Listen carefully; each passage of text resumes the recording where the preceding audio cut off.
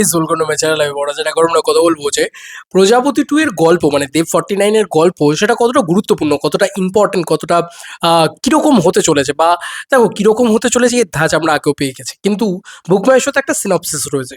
সেই সিনপসিসটা কিরকম কি ইঙ্গিত করছে আর কি দিকে যেতে পারে গল্পটা এবং কি হতে পারে সেটার একটা কি বলবো নিজেদের মতন করে একটা আলোচনা করবো এবং এই গল্পটা মানুষকে কতটা কি বলবো মানে একদম ধাক্কা দিতে পারে বা মানুষকে কতটা হয় না যে একদম একটা মন থেকে খুশি করে দিতে পারে এরকম গল্প, সেটা নিয়ে আলোচনা করব। তো প্রথমত চলে আসে প্রজাপতি 2 এর প্রথম লাইনে যে গল্পটা মানে সিনপসিসের যে গল্পটা রয়েছে সেটা বাংলা করলে এরকম দাঁড়ায়। জয় সেনগুপ্ত কিন্তু আগেরবারেও নাম ছিল, এবারেও কিন্তু জয় নাম রয়েছে। আহ সরি, সেনগুপ্ত না চ্যাটার্জি ভুলে গিয়েছি কি নাম ছিল, বাট টাইটেলটা মনে নেই। জয় নামটা পার্ট ওয়ানেও ছিল, তো এক্ষেত্রেও জয় নামটা রাখা হয়েছে। জয় তার মেয়ের সাথে লন্ডনে থাকে, সে চায় তার বাবা মা তাদের সাথে লন্ডনে থাকুক। এই অবধি যদি জায়গাটা দেখো তাহলে এখানে কোর ফ্যামিলি ড্রামার ইমোশনটাকে তোমরা ভালোভাবে লক্ষ্য করে দেখতে পারবে। যে ওই যে বাবা মা একা থাকে, তাদের দেখার কেউ নেই, এবার তারা কলকাতাতে থাকে, তারা একাকিত্বে ভুগছেন। এই যে কোর ইমোশনটা, এই কোর ইমোশনটাতে না আমার মনে হয় ব্যাপকভাবে বাঙালি অডিয়েন্স রেজোনেট করে, ব্যাপকভাবে রেজোনেট করে। একটা কানেক্টিং ফিল কিন্তু কোথাও গিয়ে করিয়ে দিচ্ছে এই একটা পয়েন্টে। পরের পয়েন্টে যাই, লেখা হয়েছে কিন্তু তার বাবা গৌরবাবু যিনি কলকাতায় একটি হোটেল চালান লন্ডন যেতে অস্বীকৃতি জানান এবং এরপর কি হবে এই বিষয়টা। এবং আমরা গানের ভিতরে অলরেডি দেখেই ফেলেছি যে বাবা লন্ডনে যাচ্ছে, কেন যাচ্ছে? কারণ আমার যেটা মনে হয় যে টিজারের ভিতরেও যেটা সব থেকে বেশি করে হাইলাইটেড করা হয়েছে, যেটা এখানে কিন্তু এই যে পার্টটার কথা নেই, লেখাই নেই সিনপসিসে, সেটা হচ্ছে যে সিঙ্গেল ফাদারের গল্প। দেখো এই গল্পটা কিন্তু অনেকগুলো ছবির মিশেল, মানে মাল্টি জনার্স রয়েছে এই ছবিটার ভিতরে। মূলত প্রথম পয়েন্ট হচ্ছে তোমার প্রথম যে পয়েন্টটা সেটা হচ্ছে যে ফ্যামিলি ড্রামা, সেটা কিন্তু রয়েছে যে বাবা মা একাকিত্বে ভুগছেন, তাদেরকে কেউ দেখার নেই, তাই জন্য ছেলে চাইছে তারা লন্ডনে চলে আসুক, আর তারা তাদের রুটস ছেড়ে লন্ডনে যেতে চাইছে না। এটা একটা ফ্যামিলি ড্রামার ইমোশন। এর পরবর্তী যে ইমোশনটা রয়েছে সেটা হচ্ছে অলরেডি সিঙ্গেল ফাদারের ইমোশন।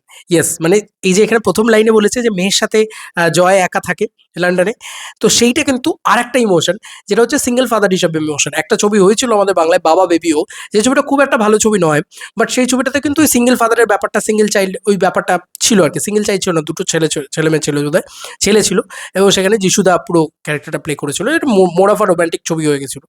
তো এবার এখানে গল্পের পাতটা মূলত যেভাবে যাবে, কলকাতাতেই এই ক্যারেক্টারটার অরিজিন, ঠিক আছে?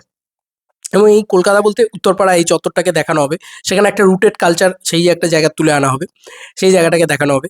এবং তারপরে তার মা কোনোভাবে মারা গিয়েছে, তারপরে তারা লন্ডনে গিয়ে সেটেল হয়ে গিয়েছে, বিদেশে চলে গিয়েছে, মোর মানে কেরিয়ার অপশনের জন্য ভালো জায়গায় ভালোভাবে রয়েছে।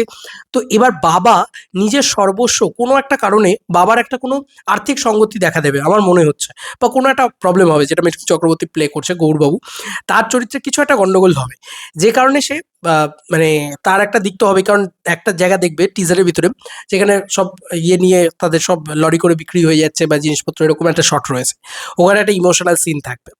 এবার তারপরে বাবা এখানে গিয়ে কমেডি হবে যে বাবা লন্ডনে যাচ্ছে কেন না ছেলের বিয়ে দিতে, কারণ ছেলে মেয়েকে নিয়ে একা থাকে, মানে তার মেয়েকে নিয়ে, নাতনিকে নিয়ে একা থাকে, এই যে ইমোশনটা। তো আলটিমেটলি গল্পটা কিন্তু কতগুলো জনারের ভিতরে করছে। দেখো বিয়ে জিনিসটা কিন্তু প্রজাপতির সাথে খুব ওতপ্রোতভাবে জড়িত। তো একটা ফ্যামিলি ড্রামা রয়েছে, একটা রয়েছে তোমার কল্যাণী ড্রামা। এইটাও, এই পয়েন্টটাকে আমি মিস করে যাচ্ছিলাম, এই পয়েন্টটাকে আমি বলে দিই। হচ্ছে একটা শেফ, একটা সুন্দর করে রান্নাবাটি ব্যাপার স্যাপার, রান্নার ব্যাপার স্যাপার সেই সমস্ত জিনিস রয়েছে। তো শেফ এখানে দেবদাস শেফ, আর সম্ভবত এখানে যে মানে মানে ইয়েটা চালায় আর কি, দোকান চালায়, এই যে বলছে যে হোটেল চালায়, বাবাও কিন্তু এই যে এখানে লিখেছে যে একটি হোটেল চালান, বাবাও কিন্তু হোটেল চালায়। তো ছেলেও কিন্তু শেফ হয়ে গেছে, ছেলে আর একটু এগিয়ে গিয়েছে। মানে সম্ভাব্য টাইমে খুব সুন্দর একটা সিনেমা দেখলাম আমি নেটফ্লিক্সে, ইডলি কারাই, আমার হেভি লেগেছে, মানে ধনুষের সিনেমাটা হেভি লেগেছে। তো ওই সিনেমাটার কোথাও গিয়ে একটা ভাইবও কোথাও গিয়ে কাজ করছে, যে বাবা ছেলে হোটেল ম্যানেজমেন্ট করে অনেক বড় জায়গায় চলে গেছে কিন্তু রুটসটাকে ভুলে যায়নি, তো ও আবার এসে রুটসই করবে। তো ছেলে কিন্তু কামব্যাক করবে কলকাতাতে বা ফিরবে।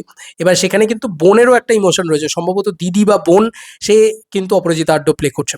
তো ওভারঅল না একটা ফ্যামিলি ডাইনামিক্স নিয়ে কিন্তু গোটা গল্পটা, সম্পর্কর একটা মানে টানাপোড়েন তো রয়েছে, তার সঙ্গে সঙ্গে খুব ভালো করে লক্ষ্য করলে দেখতে পাবে অনেকগুলো ড্রামা রয়েছে, Kalyani drama, family drama, emotional drama, এই সমস্ত ড্রামার যে একটা মিশেল সে কিন্তু এবারে খুব বড় করে রয়েছে। তো রাইটিং টিমে অবভিয়াসলি আমি আগেও বলেছি, এখনো বলছি, শুভদীপ দাকে একটা মানে হ্যাটস অফ জানাতে হয় যে এতগুলো জনারকে একসাথে মিশেল করেছে। সেখানে কি ভালো ডায়লগ হবে, কি ভালো রাইটিং হবে, কি ভালো জায়গা হবে, এবং কোন জনারটা কতটা জায়গা পাবে এবং কতটা সুন্দর করে সেটার মিশেল হবে এবং কতটা বেশি কানেক্ট করতে পারবে পাবলিক। পাবলিকের মূল কানেকশনের যে জায়গাটা, যেটা প্রধানেও একটুখানি পোর্শন ছিল, ওটা কিন্তু পাবলিকের কানেকশনের জায়গা, জানো তো? যে বাবা মা কে দেখে না ছেলেমেয়ে, বা বাবা মাকে দেখে না, সেটা নানান কারণে হতে পারে। তো এটা একটা সব থেকে বড় জনরা, এটা কিন্তু বিরাটভাবে ওয়ার্ক করে। তুমি দেখো যত ফ্যামিলি ড্রামা তুলে দেখো, এটাই তার মেন জনরা। এই আগের বছর সন্তানেরও এইটাই ছিল।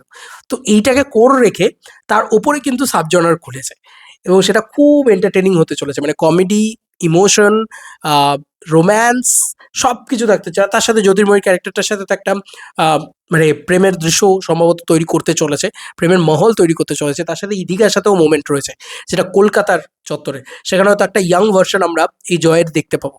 এবার এটা কি পুরোপুরি একটা মানে ওই গল্পটারই পার্ট টু, এরকম কি? এখনো আমরা কিন্তু সেই কনক্লুশনে আসতে পারছি না, কারণ ওখানেও নাম ছিল জয়।